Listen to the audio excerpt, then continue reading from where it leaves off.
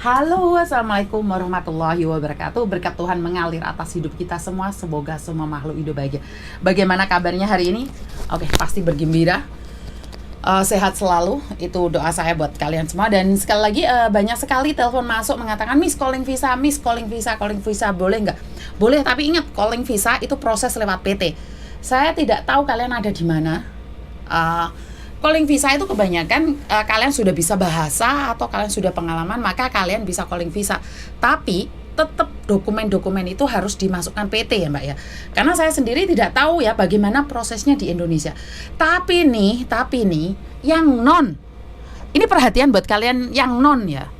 Lah kok iso-isone kowe iki non, gak ono pengalaman kerja, pingin calling visa. Pingin disampluk helikopter ta. Kowe nantang ta? Uji nyali ta? Bener gak sih? Jadi kalau kalian inbox saya, SMS saya, WhatsApp saya non miss, saya maunya calling visa dan saya tidak ingin masuk PT. Sebentar. Berhenti yo. Nek mau ngimpi kemiringan. Nyampe kene we paling seminggu 2 minggu nangis kepejer-pejer. Nah ini sudah pengalaman banyak orang ya. Jadi saya tidak ingin kalian inbox saya, mencari saya dan mengatakan bahwa saya non pingin calling visa. Jangan cari saya. Bisa difahami sampai di sini Mbak? Karena saya tidak ingin menjawab jawaban yang tidak ada. Jadi kalau kalian masih non, sabarmu kurang. Bagaimana kamu bisa bertahan di sini? Kecuali ini satu, kamu sudah dapat majikan sendiri, saudaramu yang memperkenalkan dan majikan bilang kamu tidak perlu masuk PT. Nah itu terserah. Karena kalian sudah punya majikan sendiri, itu di luar kendali kita. Jadi kalau kalian mengatakan bahwa aku pingin calling visa tapi saya non, weh, turumu kemiringan, ngimpimu kedukuran, kesampluk helikopter jepat ngondase, ya. Miss Yuni kasar ngomong kayak gini biar perhatian buat mbak-mbaknya. Karena banyak sekali anak-anak baru di sini masih berapa seminggu nangis kebejer-bejer, bojone ditelepon. Kongkon nebus baru 1 bulan di sini kepejer-pejer keluargane dijauhi duit. Ngono ki piye Mbak? Kue iki pingin ke Hong Kong, pingin memperkaya, nambah rezeki, merubah nasib. Lah kok nasibmu malah lebih ngenes? Terus ngapain kamu keluar negeri? Ngapain kamu keluar negeri? Untuk apa kamu keluar negeri? Keluar negeri itu untuk kita lebih baik lagi. Untuk kita mengangkat harkat dan martabat keluarga. Ben anakmu iso sekolah dukur. Apakah kalau di Indonesia nggak iso sekolah? Yo iso no. Siapa sih ngomong nggak iso? Ya kalau kamu nggak kepingin keluar negeri, nggak pingin mengais rezeki, terus ngapain kamu keluar negeri Mbak? Kan jegek sayanya, kan bingung sayanya. Benar nggak sih? Loh wong kowe pingin nambahi perekonomian keluargamu, ngapain kamu kesini? Ya calling visa bagi Anda yang sudah pengalaman dari Singapura, Taiwan, Hong Kong itu masih bisa. Malaysia itu karena kebanyakan orang bahasa Melayu. Arab Saudi itu bahasa Arab, maka majikan kebanyakan meminta kalian untuk tinggal di PT. Ini satu cerita aja buat kalian semua. Kalau kalian belum pernah keluar negeri, itu majikan ngambilnya itu beda Mbak. Harganya sama apa beda? Beda Mbak. Jadi kalau nggak ada pengalaman itu harganya beda, yang sudah pengalaman itu beda, yang sangat pengalaman juga beda. Karena itu majikan itu kan ada step-stepnya nih, kalau nggak ada pengalaman harganya berapa, kalau pengalaman nih harganya berapa, kalau tidak pengalaman seperti apa. Yang sering saya jegek adalah orang pengalaman njuk jiro kos. Lah itu yang saya ingin pertanyakan. Memang ada Miss Yu, ada. PT yang mau berangkat kan ya ada. Tapi lek awakmu gak berangkat selama 2 tahun 3 tahun, yo ojo menyesal, ojo mengeluh. Karena pasti the first priority untuk yang zero cost itu yang sudah pengalaman. Karena majikan, kebanyakan majikan ya Mbak ya, kalau zero cost itu ya, majikan kebanyakan bayarnya 20 ribu lebih. Ini menurut pengalaman saya yang dulu-dulu ya. Kalau sekarang saya kurang tahu ya, karena saya sudah tidak ada di agent hampir 1 tahun. Jadi saya tidak tahu ini sekarang ini market di luar seperti apa. Tapi yang saya tahu untuk zero cost kebanyakan kalau majikan membiayai total itu lebih dari 20 ribu. Termasuk tiket, paspor, semuanya dibiayai majikan. Nah, apakah majikan akan mempertaruhkan satu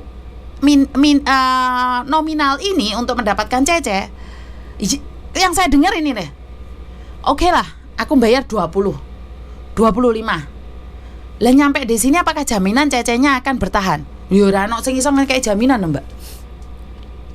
Karena itu kan di TV-TV Hong Kong sini kan banyak nih majikan yang komplain di salah satu stasiun TV lokal yang mengatakan bahwa wah aku bayarnya segini, tapi pembantuku 2 minggu ngebreak, saulan ngebreak, bahkan cecenya kerja di Hong Kong 1 minggu itu bayar majikan.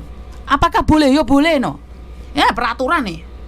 Majikan tidak cocok dengan cece 1 minggu kerja, boleh dibuang.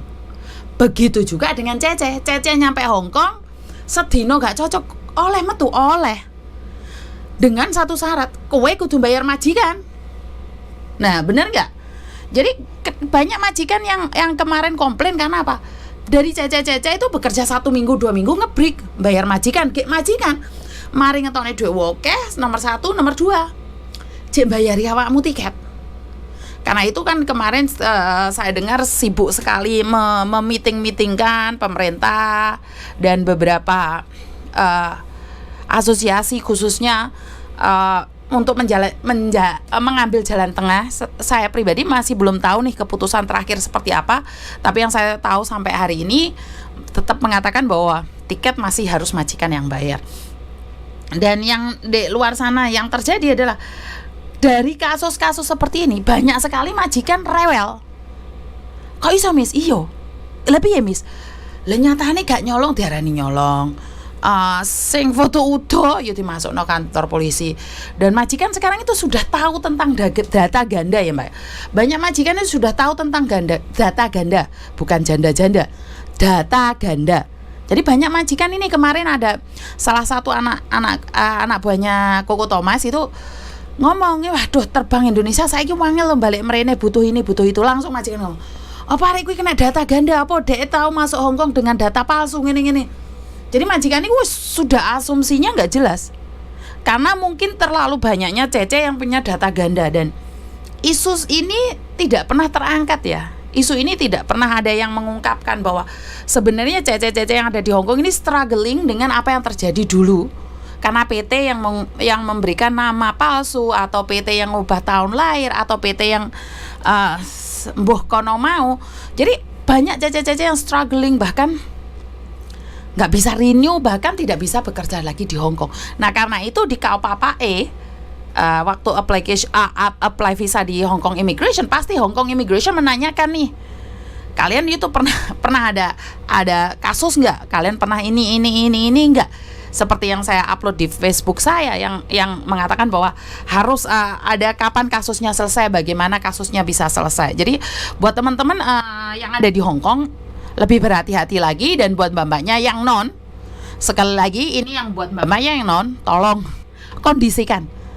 Kowe ngomong bahasa Inggrismu pinter, bahasa teko kene pletot-pletot mbak. Makanya banyak sekali cece-cece ngomong saya bisa bahasa Inggris. Oke, bisa bahasa Inggris, tapi sejauh mana untuk memahami gaya orang Hong Kong berbicara? Ini pertama. Dan kedua, culture shock. Kebanyakan dari kalian tuh kaget dengan budaya di sini. Majikan ngelong-ngeloni gendeng, jisin, sosote, kalian langsung drop. Saya itu Miss umur-umur gak pernah dimarahin keluargaku. Lah iya, ora kepengin diseneni keluargamu yo ndek omah. Karena itu DPT itu biasanya lusinya ya, gurunya itu lek ngamuk jedar membengok-bengok ya. Karena itu saya selalu bilang sama kalian untuk sabar, kuat. Ya nggak ada kata-kata lagi ya Mbak ya, karena memang ya saya pribadi ngelihat, karena saya pribadi sangat cerewet sekali. Jadi saya sangat memahami tabiat orang-orang sini, walaupun saya pribadi bukan orang lokal ya, saya sendiri orang Indonesia, tapi karena mungkin kehidupan saya itu bersama dengan orang lokal dan pergaulan dengan orang lokal, maka saya sangat banyak memahami, bukan amat sangat memahami ya, sedikit memahami tentang karakter-karakter orang Hong Kong, yang dimana mereka selalu terburu-buru, hukancong, dan selalu suka marah-marah walaupun mereka tidak marah, karena logat mereka itu sangat kasar sekali. Jadi buat teman-teman, terima kasih sekali, dan ingat yang tidak pengalaman jangan uji nyali di Hong Kong. Kalau kalian tidak berani masuk PT, sebaiknya urungkan saja niatmu untuk kesini. Dan itu aja dari saya, kurang lebihnya saya minta maaf. Wassalamualaikum warahmatullahi wabarakatuh. Berkat Tuhan mengalir atas hidup kita semua. Semoga semua makhluk hidup bahagia dan terima kasih. Bye-bye.